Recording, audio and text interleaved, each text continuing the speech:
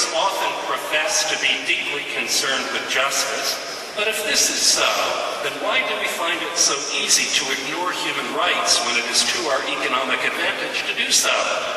If the hairdryer that I purchased so inexpensively at a local Maximart store was made by what amounts to slave labor, or if my athletic shoes were produced by women and children working for exceedingly meager wages, are my purchases ethically defensible?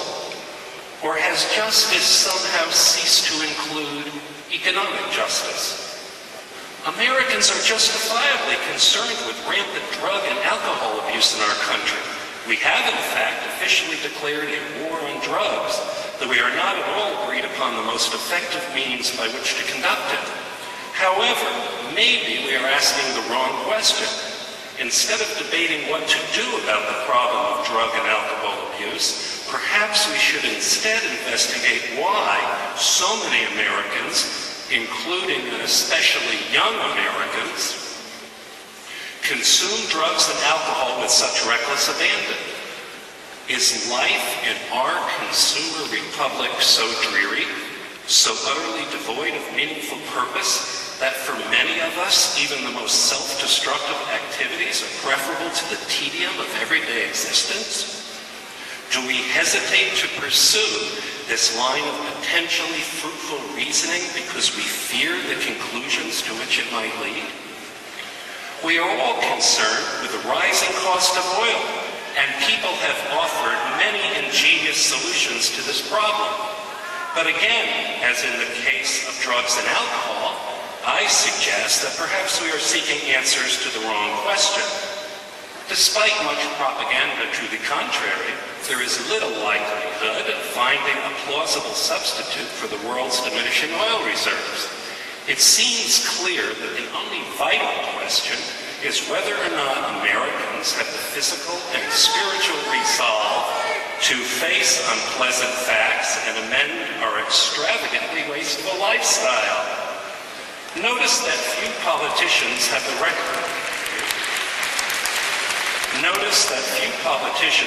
requisite courage to broadcast this view, presumably for fear of being voted out of office, and this circumstance does not reflect favorably on our national capacity for either self-discipline or truth. What are you going to do about this problem, my young friends? Educators today are preoccupied with literacy, as if schools can do much about what is essentially a national catastrophe. Don't mistake me. My students can tell you that I am an avid partisan for literacy, but Americans currently read just one book per person per year. One book. How can schools redress such a pervasive cultural deficiency? On the other hand, Americans watch more than 4 hours of television each evening.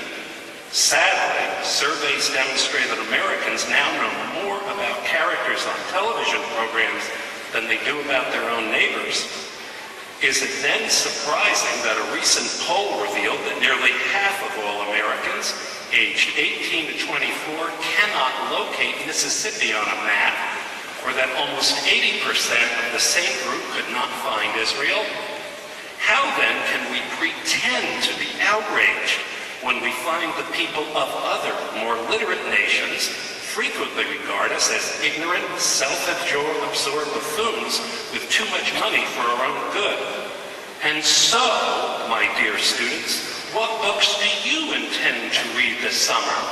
Or will you be too busy shopping for the products you saw advertised on television, or playing video games, or listening to music on your iPods, or wasting time on your computers and cell phones to be bothered with the task of educating yourself and complicating your character by reading challenging works of fiction and nonfiction? Finally, I must ask you to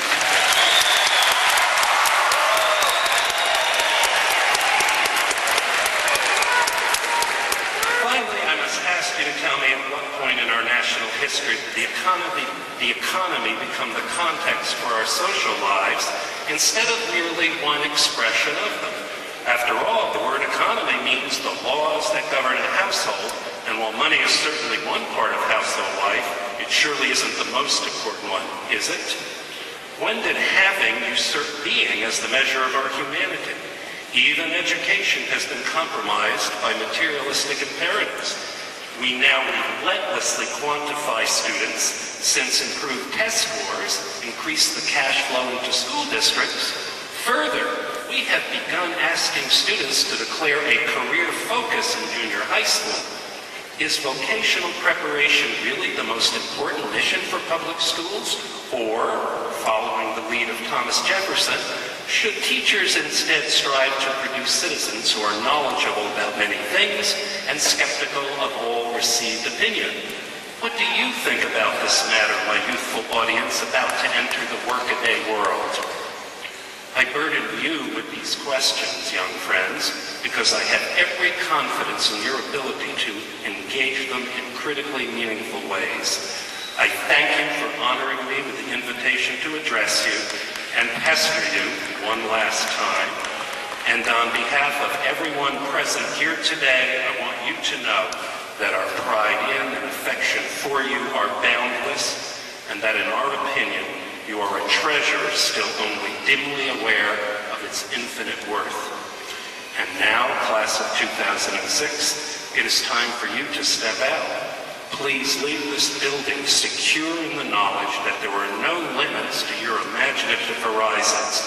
I hope that you press bravely onward through life's inevitable trials, and that you share your hard-won wisdom with an ever-needful world.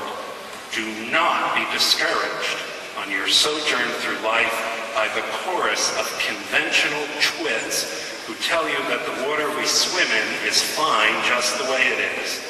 Do not attend to the smarmy and hypocritical counsel of obedient servants, good soldiers, corporate quantifiers, and dress-for-success bureaucrats who will urge you to extinguish the candle of your creative potential so that you can join them in praising the darkness that they call real life. And above all, my dear young friends, it is the ardent hope of this old teacher that somewhere along your path through this awful and wonderful world, you suddenly discover to your great delight that in the best meaning of the term, you have somehow managed to become controversial.